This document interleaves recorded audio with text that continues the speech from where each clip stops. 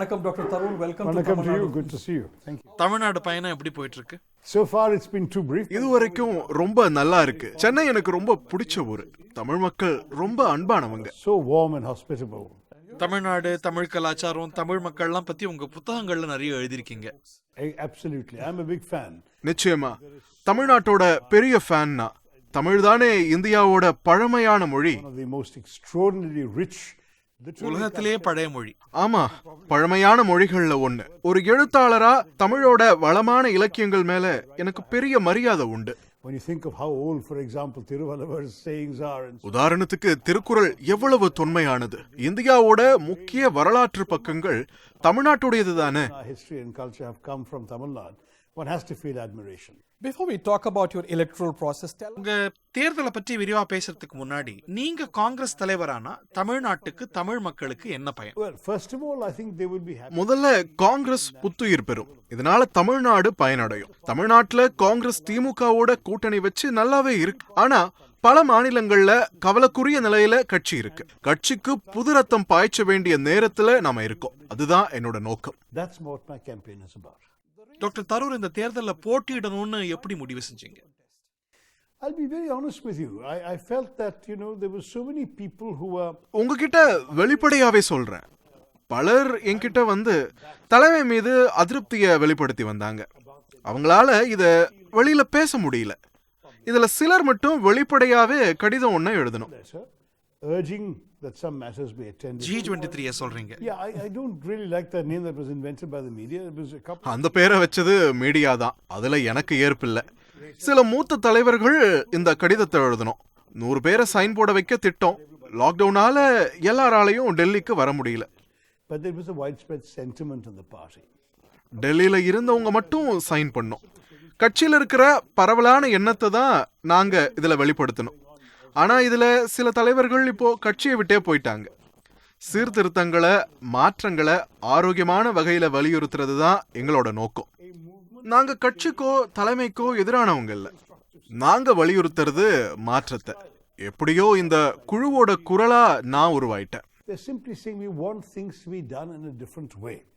And I have somehow become the voice of those people who want things to be done. மாற்றத்துக்கான குரலா? ஆமா, மாற்றத்துக்கான குரல், மாற்றத்துக்கான வேட்பாளர் நான்.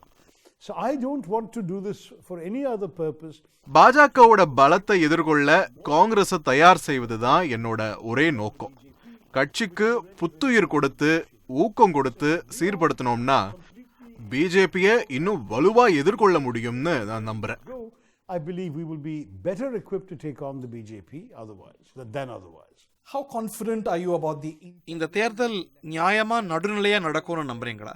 I understand where your question is coming from because நீங்க ஏன் இந்த கேள்வி கேக்குறீங்கன்னு என்னால புரிஞ்சுக்க முடியுது. நிறைய பேர் இதை கேக்குறாங்க. நீங்க கிரிக்கெட் விளையாடுறீங்கன்னா என்ன பிச் இருக்கோ அதை ஏத்துட்டு தான் ஆடணும். அது மாதிரி காங்கிரஸ் தலைமை உருவாக்கி இருக்கக்கூடிய இந்த தேர்தல் விதிகளை ஏத்துக்கிட்டு தான் நான் போட்டி போடுறேன். I think given the fact that we've had no election for 20 years. 20 வருஷமா தலைவர் தேர்தல் நடக்காத கட்சியில இவ்வளோ முன்னேற்றம் பெரிய விஷயம்தான். கட்சி தேர்தல் ஆணையர் மிஸ்திரி செஞ்சிருக்கக்கூடிய தேர்தல் ஏற்பாடுகள் திருப்தியாவே இருக்கு. நியாயமான தேர்தலுக்கு இது வழிவகுக்கும்னு நான் நம்புறேன். உதாரணத்துக்கு இது ரகசிய வாக்கெடுப்பு. ஒவ்வொரு வாக்காளருக்கும் ஒரு ரகசிய நம்பர் கொடுக்க போறாங்க. வாக்கு பெட்டிக்கு ஆணையர் கையெழுத்து போட்ட படிவத்தோட சீல் வச்சிட போறாங்க. பெட்டிய டெல்லியில வேட்பாளர்கள் முன்னாடி திறந்து எல்லா பொட்டி வாக்குகளையும் ஒன்னா கலந்து எண்ண போறாங்க. In Delhi, in front of the candidates on counting day, which is 2 days later, the 19th.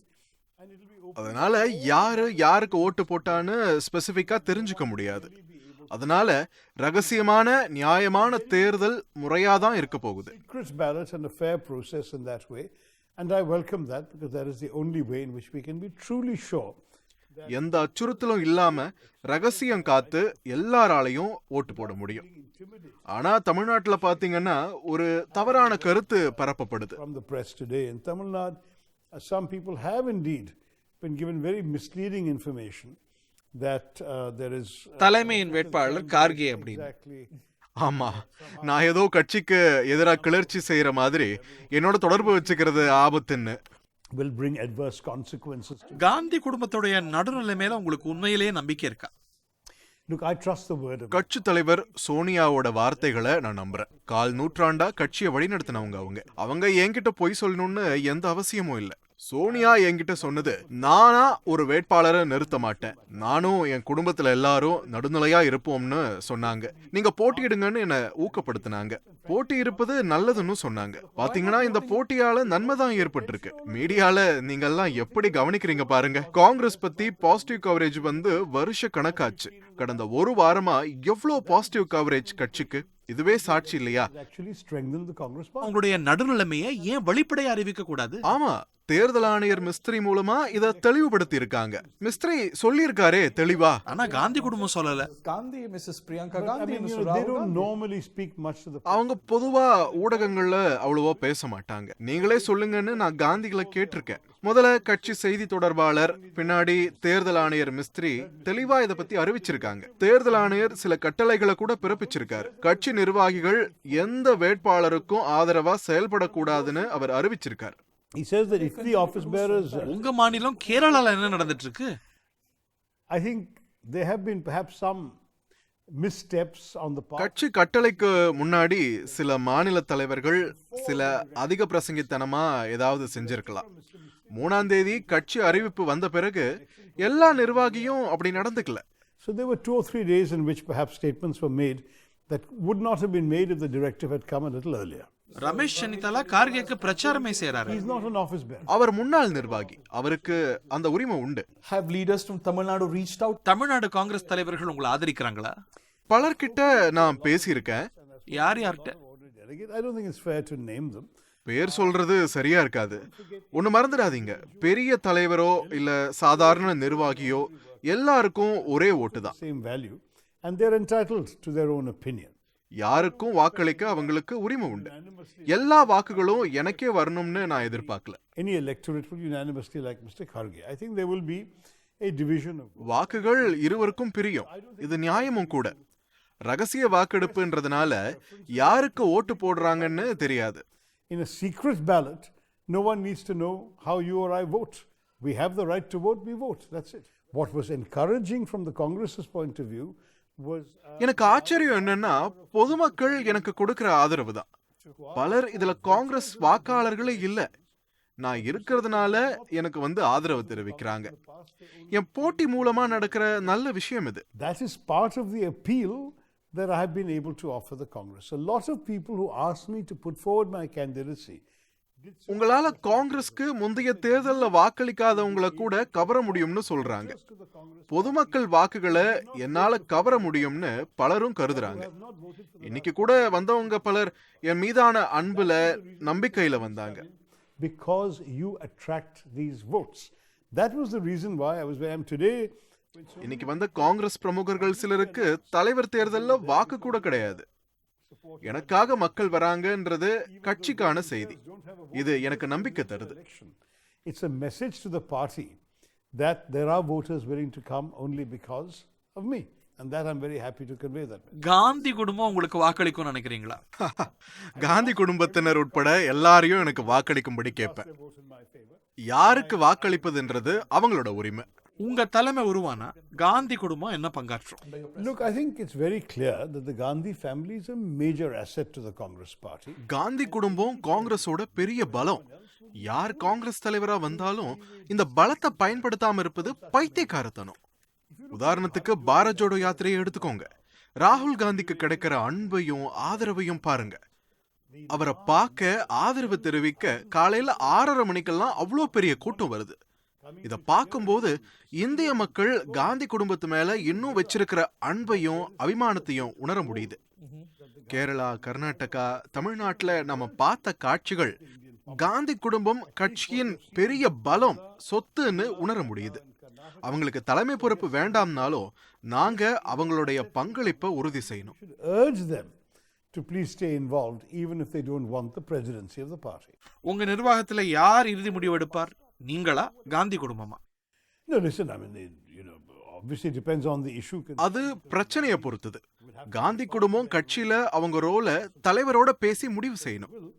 But it seems to me that யார் முடிவு செய்வாங்க அவங்க ரோல? தலைவரா நீங்களா இல்ல அவங்களே முடிவு முடிவெடுக்கிறதுக்கான முழு அதிகாரம் காங்கிரஸ் தலைவருக்கு காங்கிரஸ் சட்டதிட்ட விதிகள் படி உண்டு. காங்கிரஸ் தலைவர் யாருக்கும் கட்டுப்பட்டு இருக்க வேண்டியதில்லை. But இது ரெட்ட தலைமையை உருவாக்கிடாதா? lead to a dual leadership, a dual power that center. must be avoided. I think an intelligent approach would be அப்படி உருவாறதை தடுக்கணும். தலைவர் மற்றும் காந்தி குடும்பத்தினரோட பணிகளை ஒருங்கிணைச்சு ரெண்டு தரப்பும் பரஸ்பரம் உதவணும். ஆதரவளிக்கிற மாதிரி ஒரு செட்டப்பை உருவாக்கணும். உதாரணத்துக்கு இன்னும் 10 நாள்ல தேர்தல் நடந்து முடிஞ்சிடும். ஆனா ராகுல் காந்தியோட யாத்திரை 150 நாட்களுக்கு நடக்குது. யார் காங்கிரஸ் தலைவர்னு அறிவிக்கப்பட்ட பின்னரும் கூட ராகுல் காந்தி நீண்ட நாட்கள் தன்னுடைய யாத்திரையை தொடர போறாரு. நான் ஒருவேளை தலைவரானா ராகுல் காந்தி, சோனியா காந்தி ஆகியோரை அணுகி என்னோட தலைமையிலான நிர்வாகத்துல அவங்களால எப்படி பங்களிக்க முடியும்ன்றத அவங்களோட பேசி முடிவெடுப்பேன். family as a whole as to how best they would like to relate to the party under my presidency. அவங்கள அன்போடு அணுகி கேட்பேன். ஏன்னா இந்த குடும்ப அளவுக்கு வேற எந்த குடும்பமும் காங்கிரஸுக்கு பங்களிச்சதில்லை. அவங்க ரத்தம் உண்மையிலேயே ஒரு நூற்றாண்டா காங்கிரஸ் டிஎன்ஏவோட கலந்திருக்கு. அந்த குடும்பத்தோட அளவு கடந்த சாதனைகளை பங்களிப்ப நான் இழக்க சம்மதிக்க மாட்டேன். அவங்க பங்களிப்பு தொடரணும்னு விரும்புறேன். எப்படி பங்களிக்க விரும்புறாங்கன்னு அவங்க தான் முடிவு செய்யணும். But we will see how they want to do it. They should help define their own role. யார் காங்கிரஸ் தலைவரானாலும் ராகுல் காந்தி கட்சியை உத்வேகப்படுத்தக்கூடிய தலைமையா விளங்குவார் அப்படின்னு திரு சிதம்பரம் போன்றோர் சொல்றாங்க. இது ரெண்டு பவர் சென்டரை உருவாக்கிடாதா? இது கட்சிக்கு நல்லதா? Dual power structure, is that healthy for the party? I've not heard that from Mr. Gandhi. I've heard இத திரு ராகுல் காந்தி சொல்லலையே, திரு சிதம்பரம் தானே சொல்லியிருக்காரு. திரு சிதம்பரம் மேல எனக்கு ரொம்ப மதிப்பும் மரியாதையும் உண்டு. ஆனா இது எப்படி சாத்தியப்படுத்தப்படும்னு தான் எனக்கு தெரியல. how much truth there is in this. ராகுல் காந்தி தலைவராக இருக்கணும்னு நினைச்சிருந்தா திரும்பியும் தேர்தல நின்று தான் வரணும்னு அவசியம் இல்லை. 2017 5 வருஷ காலத்துக்கு தலைவரா அவர் நியமிக்கப்பட்டார். இடையில எப்ப வேணாலும் அவரோட ராஜினாமாவை பின்வாங்கி இருக்கலாம். காங்கிரஸ் காரிய கமிட்டி அதை நன்றியோட சந்தோஷமா அனுமதிச்சிருக்கும். With great gratitude. ராகுல் காந்தி பதவி இல்லாம அதிகாரத்தை சுவைக்கிறார். இதை தொடர்வாருங்கிறது குற்றச்சாட்டு. Look, I think that's a kind of criticism that அப்படி மீடியா குற்றச்சாட்டை வைக்கலாம். அவரை பல காலம் தெரியும்ன்றதுனால சொல்றேன். அவர் ரொம்ப நேர்மையானவர். கட்சிக்காக வாழ்க்கையை அர்ப்பணிச்சவர். கட்சிக்காக தொடர்ந்து பணியாற்றுவார்னு என்னால நிச்சயமா சொல்ல முடியும். in the best interest of வெளிப்படையா சொல்லுங்க, ஒருவேளை ராகுல் காந்தியும் போட்டி போட்டிருந்தா நீங்க போட்டி போட்டிருப்பீங்களா? I think it would depend very much on when he entered. எப்போ எப்படிப்பட்ட சூழ்நிலையில போட்டி போடுறாரு அப்படின்றத பொறுத்து தான் அது. இது பாருங்க, நான் திருமதி சோனியா காந்தியால அரசியலுக்கு கொண்டு வரப்பட்டவன். நான் ஐநால இருந்த காலத்துல இருந்தே அவங்க எனக்கு பழக்கம். 2009 தேர்தல நிக்கிறீங்களான்னு என்ன கேட்டாங்க. அந்த சமயத்துல ராகுல் காந்தி கட்சி பொதுச் செயலாளரா இருந்தாரு, தலைவரா இல்ல. ராகுல் ரொம்ப சப்போர்ட்டிவாவே இருந்தாரு. ஐநா நிர்வாகியாவும் 2 சந்தர்ப்பங்கள்ல ராகுல் காந்தியை நான் சந்திச்சிருக்கேன். ஒரு முறை சர்வதேச இளந்தலைவர்கள் மாநாட்டுல பேசினேன். ராகுலும் அதுல கலந்துக்கிட்டாரு. அவரோட எனக்கு ஒரு நல்ல நட்புறவு இருக்கு. என்னோட இந்த போட்டியே யாருக்கு எதிராகவும் இல்ல. அவங்களால கட்சிக்கு வந்தேன். அவங்களோட சேர்ந்து பணியாற்ற ஆசைப்படுறேன். Even if my role changes to இந்த போட்டியே ஒரு நட்பான போட்டின்னு சொல்லிருக்கீங்க. And when I say friendly contest, it's because there really is no bitterness or enmity. ஆமா, ஏன் நட்பான போட்டின்னு சொல்றேன்னா, எந்த கசப்போ பகையோ என் கொள்கை வேறுபாடுகளோ கூட வேட்பாளர்கள் கிட்ட இல்ல. திரு கார்கே அவர்களோட பணியாற்றி இருக்கேன். ஏன், அவர் தலைமையின் கீழ் மக்களவையில 2014 இருந்து 2019 வரைக்கும் பணியாற்றி இருக்கேன். அவரை எனக்கு பல காலமா தெரியும். சில மாசத்துக்கு முன்னாடி தான் அவருக்கு 80வது பிறந்தநாள் வந்துச்சு. என்ன அவரோட பிறந்தநாள் விழா மடலுக்கு வாழ்த்துரை எழுத சொன்னார். ரொம்ப சந்தோஷமா செஞ்சேன். அவர் கர்நாடகால 9 சட்டமன்ற தேர்தல்ல ஜெயிச்சு ரெக்கார்ட் பண்ணி 2 முறை மக்களவை தேர்தல்ல ஜெயிச்ச மிகப்பெரிய தலைவர் அவர். From his youth as a labor leader rising up and he's a good advertisement. ஆனா உங்களை ஒரு பொலிட்டிக்கல் லைட் வெயிட்னு சொல்றாங்களே. Maybe somebody who is heavier should இன்னும் நல்லா வெயிட்டா இருக்கிற ஒருத்தரும் போட்டி போட்டிருக்கலாம் போல. இப்போதைக்கு நாங்க 2 பேரும் தான். 2 பேரும் ஒரே கேட்டகரி தான்.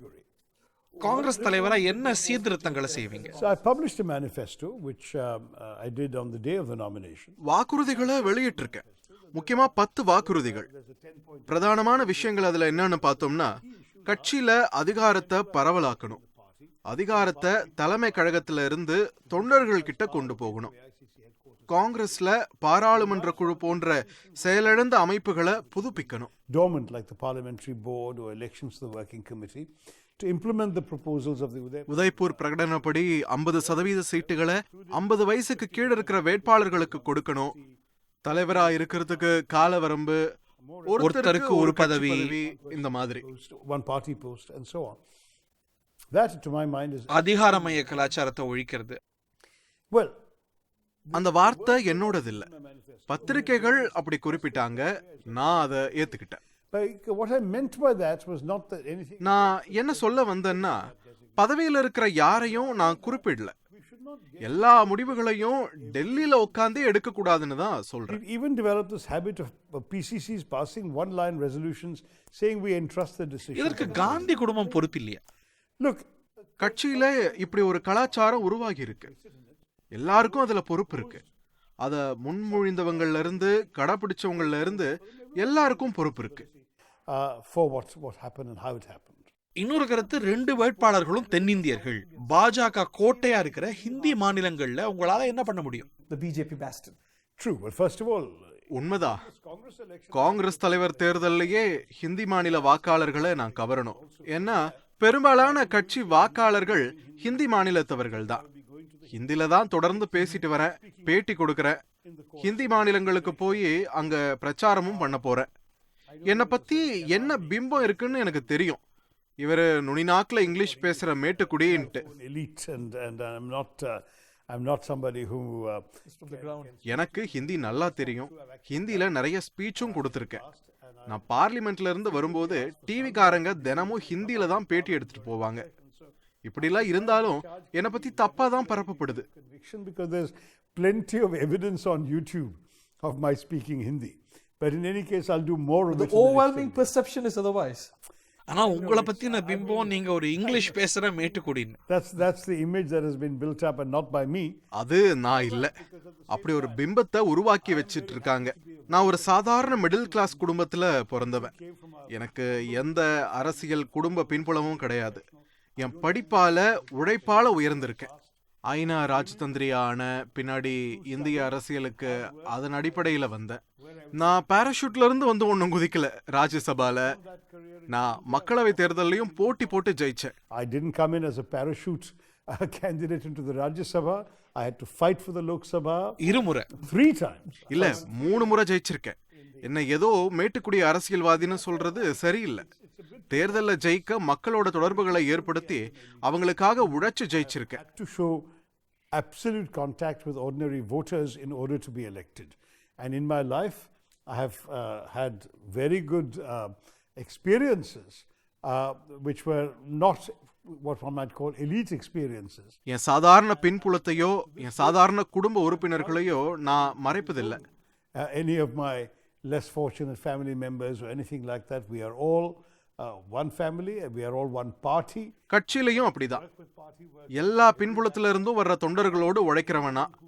என் தொகுதியில என்னை பார்த்தவங்க, பாராளுமன்றத்துல என்னோட பழகினவங்க யாரும் நான் ஒரு மேட்டுக்குடி மனுஷனா நடந்துக்கிறேன்னு சொல்லவே மாட்டாங்க. நான் எல்லாரையும் ஒரே மாதிரி பார்க்கறவன். I am who I am with everyone and I behave this way when I'm also on the stump in my constituency. Hindi மாநிலங்களை பத்தி பேசுறோம். இன்னொரு பக்கம் தமிழ்நாட்டுடைய எண்ண ஓட்டமே வேற. தேசிய கட்சிகளுடைய மொழிக் கொள்கை மீது தமிழ்நாட்டுக்கு ஒரு பெரிய ஏமாற்றம் இருக்கு.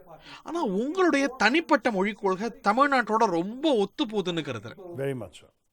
See, I believe that the Tamil people. ஆமா, உண்மை. தமிழ் மக்கள் தங்களோட மொழியை தற்காக்க நினைக்கிறது ரொம்பவே நியாயமானது. ஆனா தேசிய மொழின்னு சொல்லி மக்கள் மேல நடக்கக்கூடிய திணிப்பிற்கே Government, the union government relates to the citizens of India. Now the பாஜக அரசு அலுவல்கள், மக்கள் தொடர்பு எல்லாத்துலயும் ஹிந்திய கட்டாயமாக்கிட்டாங்க. For all government business, the use of Hindi in communications, the use of Hindi in file notations and so on. அம்மா மடியில இருந்து ஹிந்தியை கேட்டு வளர்ந்தவங்களுக்கு இது பிரச்சனை இல்லை. இதனால ஷர்மாக்களுக்கோ சுக்லாக்களுக்கோ சிங்குகளுக்கோ ரொம்ப வசதி. So Sharma and Singh and Shukla will be very happy. ஆனா சுப்பிரமணியம், மேனன், ரெட்டி இவங்களோட நிலைமை என்ன? About Reddy In your and words, whatever. உங்க கருத்துப்படி இங்கிலீஷ் எல்லாரையும் சமநிலைப்படுத்துது. Exactly. In the old days, all of these characters முன்னாடியெல்லாம் எல்லாரும் நிர்வாக மொழியா இங்கிலீஷ கத்துக்கிற ஒரு முறை இருந்தது. யூபிலையோ இல்ல பீகார்லயோ வேலை செஞ்சா ஹிந்தி தெரிஞ்சுக்கணும், தமிழ்நாட்டுல வேலை செஞ்சா தமிழ் கத்துக்கணும், அவ்வளவுதான். But the truth is that when they are actually people who are working in the government, ஒருத்தருக்கு ஒரு மொழி தெரிலன்னா அவருக்கு எந்த பாதிப்பும் ஏற்படாம பாத்துக்கணும். ஒரு முறை தமிழக முதல்வருக்கு ஹிந்தியில கடிதம் எழுதி அதுக்கு தமிழ்ல பதில் வந்தது. letter written to the Chief Minister of Tamil Nadu in Hindi was replied to in Tamil and so on. We need to get away from it. மேற்கு வங்கத்துல கூட மேற்கு வங்கத்துல இருந்தோ வங்காள மொழியில பதில் போச்சு, கேரளால இருந்து மலையாளத்திலயும் பதில் போச்சு. ஒரு கட்டத்துல நாம தீர்வுக்கு வரணும். எந்த தரப்புக்கும் தாய்மொழியா இல்லாத ஒரு மொழிய பொது மொழியா ஏத்துக்கணும். But we both understand. ஆங்கிலம் தான் தொடர்பு மொழியா இருக்கணும்னு நம்புறீங்க? I think it is a very indispensable link language. என்னை பொறுத்தவரையில ஆங்கிலம் தவிர்க்க முடியாத ஒரு பொதுமொழி. இத ராஜாஜி 70 ஆண்டுகளுக்கு முன்னாடியே சொல்லியிருக்காரு. ஆங்கிலம் அந்நிய மொழின்னு ஒதுக்க வேண்டியதில்லை, அது இந்தியர்களுக்கு வசதியான ஒரு பொதுமொழி. உள்நாட்டு மொழி அந்நிய மொழின்னு பார்க்க வேண்டியதில்லைன்னு சொல்றாரு. ஆங்கிலம் இந்த நாட்டை ஒன்றிணைக்கிற மொழி. இந்த பேட்டியை நாம தமிழ்ல நடத்தி இருக்க முடியாதே. ஆங்கிலம் இல்லாம இந்த பேட்டி இல்ல. ரெண்டு பேரும் புரிஞ்சுக்கிற ஒரு பொது மொழி வேணும். So we need a language which we can both understand and which can therefore help us to communicate. BJP அஜெண்டாலாம் இருந்தாலும் எல்லா மொழிகளையும் மதிக்க பிரதமர் மோடி எடுக்கக்கூடிய முயற்சிகளை நீங்க ஆத்மார்த்தமானதா பார்க்கலையா? தமிழ்நாட்டுக்கு வந்து தமிழ்ல பேச முயற்சிக்கிறார், கேரளால மலையாளம் முயற்சிக்கிறார். இது ஒரு முக்கியமான சமிஞ்ஞை. அதுவும் ஹிந்திய முன்னிலைப்படுத்துற பிஜேபி பிரதமர் கிட்ட இருந்து வருவது நல்ல விஷயம். வாஜ்பாய் இதை செய்யல, அத்வானி செய்யல. And what is more, even as recently as this year, சமீபத்துல பிஜேபி எம்பி ஒருத்தர் பார்லிமெண்ட்ல எழுந்து ஹிந்திய தேசிய மொழி ஆக்கணும்னு கோஷம் போட்டார். திமுகவும் காங்கிரஸும் அதுக்கு எதிர்ப்பு தெரிவிச்சு வெளிநடப்பும் செஞ்சோம். அப்படி இருக்கும்போது பிரதமர் கிட்ட இருந்து வர்ற இந்த மாதிரியான ஒரு சமிக்ஞை நல்ல விஷயம் தானே? in all fairness, we appreciate that while the gesture is there, Mr. Modi cannot communicate effectively in Tamil. ஆனா மோதியால தமிழ்ல பேச முடியாது. அது அவரது தப்பும் இல்ல. தமிழ குஜராத்திலேயோ இல்ல ஹிந்திலேயோ எழுதிதான் படிக்கணும் அவர். அது தவறும் இல்ல. நீங்க சொன்னது போல அது ஒரு நல்ல gesture. And that's fine. There's nothing to be embarrassed about that. I think, as you said, the gesture is a fine gesture. What we are saying is, நான் என்ன சொல்றேன், தமிழ்நாட்டு மக்கள் தமிழ்ல படிக்கட்டும், குஜராத் மக்கள் குஜராத்தி படிக்கட்டும், ஆனா ஆங்கிலம் பொதுமொழியா இருக்கட்டும். பொதுமொழியா, நீதிமன்ற மொழியா, ஒன்றிய அரசுடைய அலுவல் மொழியா, மாநிலங்களுக்கு இடையேயான தொடர்பு மொழியா இருக்கணும். இதுதான் இதுக்கு வழி. other areas where you're working with people of other states, that would be the best. இந்த பிரச்சனையை ஒரு நாள் ஆர்டிபிஷியல் இன்டெலிஜென்ஸ் மூலமா தீர்க்க முடியும். நான் ஐஐடி மெட்ராஸ் போயிருந்த போது அதோட இயக்குனர் கூட என்கிட்ட சொன்னார், ஒரு பேச்சை ஒரே நேரத்துல எல்லா இந்திய மொழிகள்லயும் மொழிபெயர்க்கிற ஆர்டிபிஷியல் இன்டெலிஜென்ஸ் தொழில்நுட்பத்தை வடிவமைச்சிட்டு வருவதா அவர் சொன்னார். நீங்க ஒரு விஷயத்தை என்கிட்ட தமிழ்ல சொன்னா ஆர்டிபிஷியல் இன்டெலிஜென்ஸ் தொழில்நுட்பத்துல எனக்கு தெரிஞ்ச மொழியில கேட்டு எனக்கு தெரிஞ்ச மொழியில பதில் சொல்ல முடியும். இது பரவலாக கொஞ்சம் காலம் எடுக்கும். அது வரைக்கும் கவலைப்பட வேணாம். அவங்கவுங்க மொழியிலேயே தொடர்ந்து கத்துப்போம். பிஜேபி ஏன் மும்மொழி கொள்கை தமிழ்நாட்டுல கூடாதுன்னு கேக்குது? தமிழக அரசு கேக்குது ஏன் இருமொழி கொள்கை கூடாதுன்னு. உண்மையை சொல்லணும்னா மும்மொழி கொள்கைன்றது ஒரு ஏமாத்து வேலை. எனக்கு தென்னிந்திய மொழிய பரவலா கத்துக்கிற ஒரு வட இந்திய மாநிலத்தையும் தெரியாது. மும்மொழி கொள்கையோட அடிப்படை மாநில மொழி ஆங்கிலம், இன்னொரு மாநில மொழியை கத்துக்கணும்ன்றது. மாநில மொழி ஹிந்தியா இருக்கிற மாநிலங்கள் தென்னிந்திய மொழிகளையும், தென்னிந்திய மாநிலங்கள் ஹிந்தியையும் கத்துக்கலான்றதுதான் இதோட அடிப்படை. பிரச்சனை என்னன்னா கேரளால மும்மொழி கொள்கைப்படி மலையாளம், ஹிந்தி, இங்கிலீஷ் கத்துக் கொடுக்கிறோம். ஆனா உத்தரப்பிரதேசத்திலேயோ இல்ல பீகார்லயோ மும்மொழி கொள்கைப்படி கத்துக்கிற மொழிகள் ஹிந்தி, இங்கிலீஷ் மற்றும் சமஸ்கிருதம். யாரும் அங்க தமிழையோ மலையாளத்தையோ கத்துக்கல. அப்படி அவங்க கத்துக்காம மும்மொழி கொள்கை அர்த்தமற்றது இல்லையா? உண்மை. அதனால தமிழ்நாடு சொல்ற மாதிரி அர்த்தமுள்ள இருமொழி கொள்கையை ஏற்போம். உங்க தேசிய தலைமை மீது தமிழ்நாட்டுடைய ஏமாற்றம் என்னன்னா மாநிலங்களுக்கு இடையேயான பிரச்சனைய வேடிக்கை பார்க்கறாங்க. Well, this I don't think is a fair criticism. இது ஒரு நியாயமான விமர்சனம் இல்லைன்னு நான் சொல்லுவேன். 10 நாளுக்கு முன்னாடி ஹைதராபாத்ல இந்த விவகாரத்துல ஒரு கருத்தரங்கு நடந்தது. சவுத் ஃபர்ஸ்ட்ன்ற தலைப்புல நடந்த இந்த நிகழ்ச்சியில தமிழக நிதியமைச்சர் பிடிஆர், ஆந்திர நிதியமைச்சர் ரெட்டி, தெலங்கானா அமைச்சர் கேடிஆர் மற்றும் நானும் கலந்து கொண்டோம். நீங்க கேட்ட கேள்வியை தான் அங்க விவாதிச்சோம். மாநிலங்களுக்கு இடையேயான உறவை தான் பிரதானமா அங்க பேசினோம்.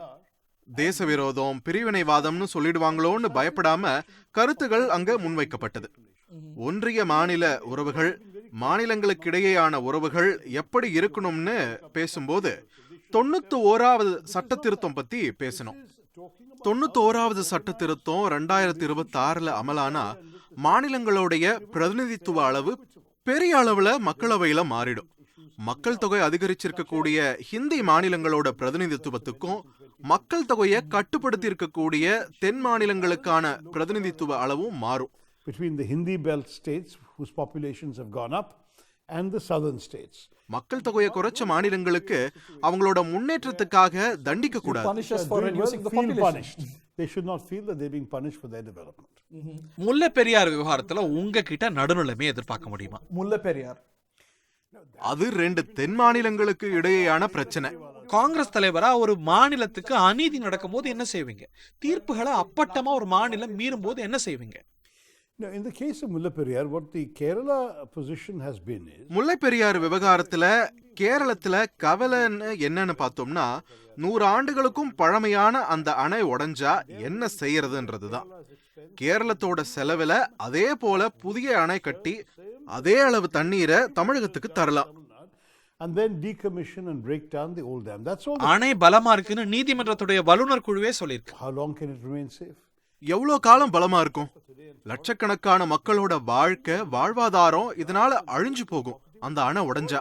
If that dam bursts, that's the main danger involved. Kaveri விவகாரத்தை எடுத்துக்கோங்க. அத்துமீறி மேகதாது திட்டத்தை செயல்படுத்த நினைக்குது கர்நாடகா. காங்கிரஸ் தலைமை அதை வேடிக்கை பார்க்குது. The national leadership is a mute spectator. He doesn't take a position. No, I think our position, இதுல என்னோட தெளிவான நிலைப்பாடு என்னன்னா 2 தரப்பிலும் பேச்சுவார்த்தை நடத்த ஒரு அமைப்பு வேணும்ன்றதுதான். both sides. Look, I think our differences can But there be is a resolved. final judgment. ஆனா செயல்படுத்த வேண்டிய இறுதி தீர்ப்பு இருக்கே, அது மீறப்படுது. தேசிய தலைமை இதை தடுக்க வேண்டாமா? Not take a position. This is wrong. If there is a final judgment, the இறுதி தீர்ப்பு இருந்தால் அது பின்பற்றப்பட வேண்டும். judgment is an interim one or has been appealed. You do understand that other concerns also come in. 2007 இறுதி தீர்ப்பு Like வந்துருச்சு. the Congress, which is not a state party but a national party, Congress போன்ற தேசிய கட்சிக்கு தமிழ்நாட்டிலையும் கிளை இருக்கு, கர்நாடகாவிலையும் கிளை இருக்கு. அதனால எந்த ஒரு பக்கமும் பேச முடியாது. and in both cases, we want everyone to get along and find an amicable solution. 2 தரப்பு உணர்வுகளையும் மதிச்சு தேசிய தலைமை கவனமாக நிலைப்பாடு எடுக்கணும். The national leadership has to be very careful in the stand and take. தமிழ்நாட்டுக்கு சில பிரத்யேகமான கோரிக்கைகள் இருக்கு. உதாரணத்துக்கு நீட்ல இருந்து விலக்கு, இலங்கை விவகாரத்துல தமிழர் ஆதரவு கோரிக்கை, இந்த மாதிரி பல. இதை எந்த அளவுக்கு மதிச்சு நடந்து How accommodative will you be of the Tamil sentiments? Very strongly so, because in fact, in many ways, மிகவும் மதித்து நடப்போம். நியாயமான கோரிக்கைகளை மறுக்க முடியாது. it becomes indispensable to lend a sympathetic ear to it.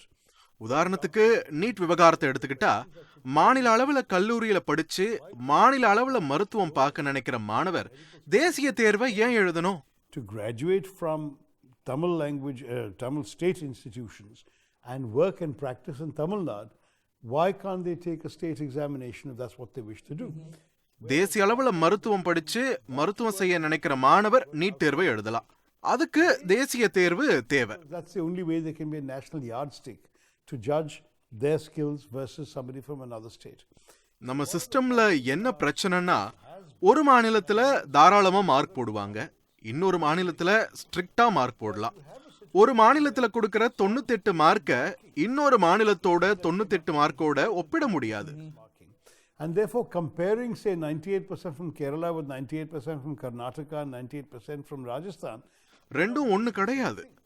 அதனால என்ன சொல்றாங்க, இந்த பிரச்சனையே வேணாம், தேசிய அளவுல தேர்வு வச்சு ஒரே மாதிரி மார்க் வழங்கலாம்னு, ஒரு சமநிலை வேணும்னு நீட் கொண்டு வந்தாங்க. that was how the NEET idea came. Now we understand Tamil Nadu's problem. தமிழ்நாட்டுடைய கவலையை நாங்க உணர்றோம். இந்த தேர்வு முறையால பிரச்சனைங்க இருக்கு. இது கிராமப்புற மாணவர்களை அதிகம் பாதிக்குது. மாநிலத்துல படிக்க விரும்பினா மாநில தேர்வு போதும், தேசிய அளவுல போக விரும்பினா நீட் தேவை. Entitled to become doctors. So the answer there is, if you take your examination in Tamil, take a state examination, study in the state and practice in the state. But if you want to have national ambitions to practice, then I'm afraid you do need to take an exam that will put you on the same plane as everybody else taking that exam. That's all. ஒரு இடைப்பட்ட தீர்வை முன்மொழியறீங்க. Don't you think that that's the best? இது ஒரு நியாயமான தீர்வுன்னு நீங்க நினைக்கலையா? I think at this stage, those Tamil doctors who don't take NEET are suffering an unnecessary disability. And that's why there's so much agitation and stress. Let's see if we can find a compromise solution. Congress தலைவரா திமுகவுடனான உறவை வலுப்படுத்துவீங்களா? Look, I have a very warm and affectionate relationship. எனக்கு அறிமுகமான திமுக தலைவர்களோட எனக்கு நல்ல உறவு இருக்கு.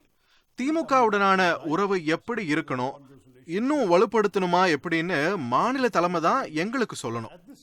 காங்கிரஸ் தலைவர் தேர்தலுக்கு மத்தியில தேவையில்லாம நல்லா போயிட்டு இருக்கிற இந்த வண்டியை கவிழ்க்க நான் விரும்பல. Very well. Let it go very well. We'll talk in the future. மற்ற கட்சிகளோட கூட்டணிக்கான வாய்ப்பை பரிசீலிப்பீங்களா? I don't necessarily see. அதுக்கு இப்ப எந்த தேவையும் எனக்கு புலப்படல. நான் மாநில தலைமையை வலுப்படுத்தணும்னு நினைக்கிறேன். புது தலைவரோட மாநில தலைவர் பேசி முடிவெடுக்க வேண்டிய விஷயங்கள் இவை. If they want anything to be different. உங்களுக்கும் திமுகவுக்கும் சில முக்கிய வேறுபாடுகள் இருக்கு. உதாரணத்துக்கு ராஜீவ் கொலையாளிகள் விடுதலை. இதுல உங்க நிலைப்பாடு என்ன? Which is very near and dear to the Congress party. Where do you stand on this matter? இது மனித உணர்வுகள் சார்ந்தது. இதுல காந்தி குடும்பத்தோட உணர்வுகள் விருப்பத்தோட அடிப்படையில செயல்பட வேண்டும். இது ஒரு குடும்பத்தோட இழப்பு மட்டும் இல்ல. ஆனா 2 பேர் தங்களோட தந்தையை இழந்திருக்காங்க, ஒருவர் கணவரை இழந்திருக்கார்.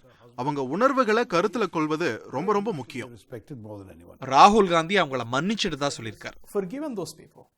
அது உங்களோட பதிலா இருக்கலாம். இது பத்தி காந்தி குடும்பத்தை கலந்தாலோசிக்காம எந்த முடிவும் இதுல நான் எடுக்க மாட்டேன். 2024 தேர்தல் முடிவு இது முடிவான விஷயம். I don't believe so. And I've explained to you that if you அப்படி நான் கருதல. கடந்த முறை வெறும் 37% வாக்குகளும் அதுக்கு முன்னாடி 31% வாக்குகளும் மட்டுமே பெற்று ஆட்சிக்கு வந்திருக்காரு மோடி. நிலைமைய நம்மால மாத்த முடியும். சம நோக்குடைய கட்சிகளோடு உறவு வைத்துக் கொள்ளலாம். தேசிய அளவுல ஒரு பெரிய கூட்டணியை உருவாக்கலாம். அப்படி ஒரு தேசிய அணிய ஒரு குறைந்தபட்ச செயல் திட்டத்துல உருவாக்க முடியலன்னா மாநில அளவுல கூட்டணிகளை அமைக்கலாம். we could make state by state arrangements. As தமிழ்நாட்டுல திமுகவோட இருப்பது போல சில மாநிலங்கள்ல இப்படி கூட்டணி ஏற்கனவே அமைஞ்சிருக்கு. இப்போ பீகார்ல கூட ஒரு நல்ல கூட்டணி இருக்கு. இப்படி மத்த மாநிலங்கள்லயும் உருவாக்கலாம். தோழமை கட்சிக்கு எங்களுக்கு எளிமையான அளவுகோல் தான். we have a very generous interpretation of the idea of a like-minded party. அந்த கட்சி மதச்சார்பின்மை, சமூக நீதி, மனித உரிமை பாதுகாப்பு, கருத்துரிமை மற்றும் சட்ட உரிமைகளை ஏற்கவும் பாதுகாக்கவும் சாதாரண மக்கள் மீது அக்கறை கொண்ட கட்சியாகவும் இருக்கணும். இந்த அளவுகோல்ல எந்த சமரசமும் கிடையாது. The Aam Aadmi of India. These are very strong non-negotiable principles. We will not accept to be in alliance. சிறுபான்மையினருக்கு பாரபட்சம் காட்டுற கட்சியோடையும் உறவு கிடையாது. இதன் அடிப்படையிலான ஒரு பெரிய கூட்டணியை உருவாக்கி வாக்குகள் செதறத தடுக்கணும். வாக்குகள் செதறினதுதான் 2019 பிரச்சனையா போச்சு. That we won't have the division of the votes that caused us so much trouble. 46 கட்சிகள் காங்கிரசுக்கு வர வேண்டிய வாக்குகளை பிரிச்சுட்டாங்க. Some with 1 member, some with 2 members took away the votes that might have come to. ஒரு பெரிய கூட்டணியில ஜூனியர் ரோலை ஏற்பீங்களா? I don't think that large alliance. I don't think that's possible at the national level because சாத்தியம்தான். ஏன்னா அமைப்புல ஒரே தேசிய கட்சியா காங்கிரஸ் தான் இருக்கும். நாங்க வலுவா இல்லாத இடங்கள்ல கூட காங்கிரசுக்கு கட்சி அமைப்புகள் இருக்கு, தொண்டர்கள் இருக்காங்க. அதனால தேசிய அளவுல யாருக்கும் செகண்ட் ஃபிடல் வாசிக்கணும்ன்ற அவசியம் காங்கிரஸ் கட்சிக்கு இல்ல. we have people who historically owe allegiance to the party that can be revived. I don't see the Congress ever finding the need to play second fiddle to a regional party at the national level. ஆனா மாநில அளவுல பல்வேறு வரலாற்று காரணங்களால வலுவான தலைமை கட்சியா தேசிய தேர்தல்ல கூட நாம இல்லன்றத நாம உணரணும். That we may not be as strong in a particular state even for a national level election. தேசிய அளவுல காங்கிரஸ் தான் தலைமை பொறுப்பை வகிக்கணும்னு நினைக்கிறீங்க? At the national level I expect very much that even the other தேசிய அளவுல மத்த கட்சிகள் தேசம் முழுவதும் தடம் பதித்த ஒரே கட்சி காங்கிரஸ் தான் என்பதை உணரணும். டிவி நிகழ்ச்சியில உட்கார்ந்து இன்னைக்கும் நடக்காத விவாதங்கள் பற்றி பேச முடியாது. மற்ற கட்சிகளோடு பேசும்போது அவங்க என்ன நினைக்கிறாங்கன்னு தெரிஞ்சுக்கணும் முதல்ல. அப்புறம் எங்க நிலைப்பாட்டை முடிவு செய்யலாம். சர்வதேச பேச்சுவார்த்தைகள்ல அனுபவம் பெற்றவன் நான். தன்னிச்சையா முடிவுகள் எடுப்பதில் எனக்கு உடன்பாடு கிடையாது. என்னோட பார்வையில காங்கிரஸ் கட்சிக்கு இந்த நாட்டு அரசியல்ல சிறப்பு அந்தஸ்து இருக்கு. அதை எப்படி முன்னெடுப்பது என்பதை கூடி பேசிதான் முடிவு பண்ண முடியும். Place in our history and in our country, but how we proceed at any stage we have to discuss with those concerned. Final few questions. BJP தேசியவாதத்தை தன்வசப்படுத்த பார்க்குது. தேசியவாதத்தை மீண்டும் மீட்டெடுக்க காங்கிரஸ் கட்சி முயலுமா? We are the party of nationalism. தேசியவாதத்துக்கான கட்சி நாங்க தான். நாட்டுக்கு சுதந்திரம் வென்ற கட்சி காங்கிரஸ். தேசியவாதத்தை இந்த நாட்டுல வரையறுத்த கட்சி காங்கிரஸ். அரசியல் சாசனம் வகுத்து தந்து இந்தியாவோட அடிப்படையை வகுத்த கட்சி Congress. Whose heroes were completely absent from the freedom struggle. என்ன அருவருப்பா இருக்குன்னா, தேச விடுதலை போர்ல பங்கேற்காத தலைவர்களை கொண்ட பிஜேபி அவங்களோட கொள்கைக்கு நேரெதிரான கொள்கைகளை கொண்ட தலைவர்களை திருடி தேசியவாதத்துக்கு உரிமை கொண்டாடுவது எதிர்க்கத்தக்கது. We have to stand against. நான் காங்கிரஸ் தலைவரானா இதை தொடர்ந்து எதிர்ப்பேன். And I will certainly continue doing so in a new role. இன்னொரு பரவலான கருத்து, காங்கிரஸ் கட்சி சிறுபான்மையினரை தாஜா செய்யற கட்சி. No, on the contrary, we believe in. மாறாக அனைவருக்கும் நியாயத்தையும் சம வாய்ப்பையும் விரும்புறவங்க நாங்க. மைனாரிட்டிக்கும் பெரும்பான்மைக்கும் ஒரே மாதிரி அணுகுமுறை வேண்டும்னு நினைக்கிறோம். ஒருத்தரை விட இன்னொருத்தர் உயர்ந்தவர் இல்ல. யாரையும் தாஜா செய்யவும் விரும்பல. இந்துக்கள், முஸ்லிம்கள், கிறிஸ்துவர்கள், யூதர்கள்னு யாரையும் வேறுபடுத்தி பார்க்கல. அனைவரும் இந்தியர்கள், அனைவரும் சமம். இதுவே எங்கள் கொள்கை. That's the principle we stand. சிலர் உங்களை மென்மையான ஹிந்துத்துவவாதின்னு சொல்றதுண்டு. இது எனக்கு வேடிக்கையா இருக்கு. இது பத்தி ஒரு புத்தகமே எழுதியிருக்கேன். அதை நீங்களும் நான் ஏன் படிச்சிருப்பீங்க. ஹிந்துங்கிற புத்தகம். That why many Hindus. ஏன் பல ஹிந்துக்களால ஹிந்துத்துவ கொள்கைகளை ஏற்க முடியாதுன்னு அதுல விளக்கி இருப்பேன். The mainstream view of Hinduism, the same version preached by Swami Vivekananda. சுவாமி விவேகானந்தாவோட போதனைப்படி ஹிந்து மதம் எல்லாரையும் ஏற்கும் மதம். இதுதான் பெரும்பான்மை ஹிந்துக்கள் கடைபிடிப்பதும். ஹிந்து மதம் மத்தவங்களை சகித்து கொள்ளும் மதம் கிடையாது. மத்தவங்களையும் உள்ளபடியே ஏற்று அரவணைக்கக்கூடிய மதம். இதுதான் நமக்கு போதிக்கப்பட்டது. என்னோட பார்வையில சாஃப்ட் ஹிந்துத்வா என்பது கிடையாது. ஹிந்துத்வா ஹிந்து மதத்தை புரிந்து கொள்ளாத ஒரு இயக்கம் என்பது என்னோட பார்வை. It is saying that Hindutva has not understood true Hinduism. And BJP seeks to expand. BJP தென் மாநிலங்கள்ல வேரூன்று நினைக்குது. அதில் அவங்களால வெற்றி பெற முடியும்னு கருதுறீங்களா? இதுவரைக்கும் முடியல, அப்படியே தொடரணும். என்னோட தொகுதி திருவனந்தபுரத்துல 2வது இடத்தை 2 முறை பிடிச்சிருக்காங்க. அதனால இதை கொஞ்சம் அக்கறையோட பாக்குறேன். தமிழ்நாட்டுல திருவனந்தபுரத்துக்கு பக்கத்து தொகுதியான கன்னியாகுமரியில ஜெயிச்சிருக்காங்க. So I'm conscious that there. No, well, recent years I think only one. ஒரு முறைக்கு மேல பொன் ராதாகிருஷ்ணன் ஜெயிச்சிருக்காரு. சமீபத்தில் அவர் தோத்துட்டாரு காங்கிரஸ் கிட்ட. அவங்க கிட்ட திட்டம் இருக்கு, அவங்க கிட்ட பணபலம் இருக்கு.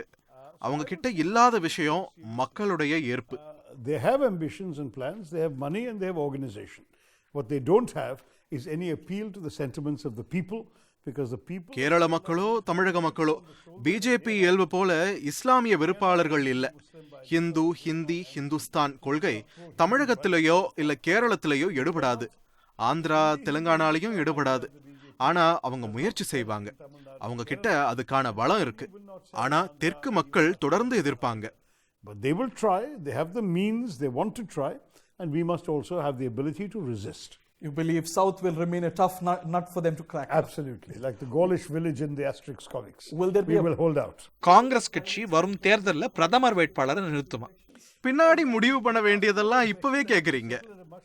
மத்த கூட்டணி கட்சிகளோட பேசி முடிவு செய்ய வேண்டிய விஷயம் இது. Other parties that may be part of an alliance. Let's wait and see. நாட்டுல பிரசிடென்ஷியல் முறையில தேர்தல் நடக்கணும்னு வலியுறுத்துறவர் நீங்க. I know, but I've sworn by the constitution. ஆமா, ஆனா நமது அரசியலமைப்பை நான் ஏற்கிறேன். டாக்டர் அம்பேத்கர் கூட பிரசிடென்ஷியல் தேர்வு முறையை முன்மொழிஞ்சார். கடைசியில மத்தவங்க வலியுறுத்தி பாராளுமன்ற ஜனநாயகத்தை கொண்டு வந்தார். கிரிக்கெட் விளையாடினா பிச்சை ஏத்துட்டு விளையாடணும். Cricket, accept the pitch you've got. Congress தலைவர் பிரதமர் வேட்பாளராக வாய்ப்பு இருக்கா? I don't think it's. இன்னைக்கு இது பொருத்தமான கேள்வி இல்ல. The next Congress president is a candidate for the presidency of the Congress. Congress தலைவர் ரப்பர் ஸ்டாம்பா இருக்க மாட்டாரா? No, I've never really particularly. நான் எந்த கட்டத்திலும் ரப்பர் ஸ்டாம்பா யாராலையும் பார்க்கப்பட்டது கிடையாது. நான் கூண்டு கிளையும் கிடையாது. எனக்கு சுய சிந்தனை இருக்கு. அதே வேளையில மத்தவங்க கருத்தை மதிச்சு நடக்கிறவனா. எல்லாரும் ஒரே கோணத்துல யோசிக்கிறவங்க கிடையாது. பல்வேறு பின்னணிகள்ல இருந்து வர்றவங்க. அவங்களோட இணைஞ்சு பணியாற்றணும். இது என்னோட ஐநா பயணம் கத்து தந்த பாடம்.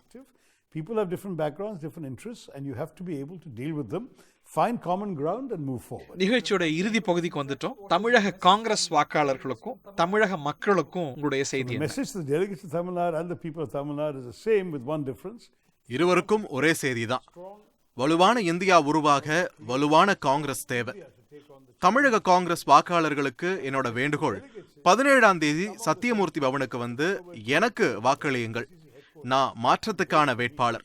புதிய வாக்காளர்களை கட்சிக்கு கொண்டு வர, இந்தியாவை பிஜேபியிடமிருந்து மீட்க எனக்கு வாக்களியுங்கள். Of putting new energy and new support into this party in order to take back India from the BJP.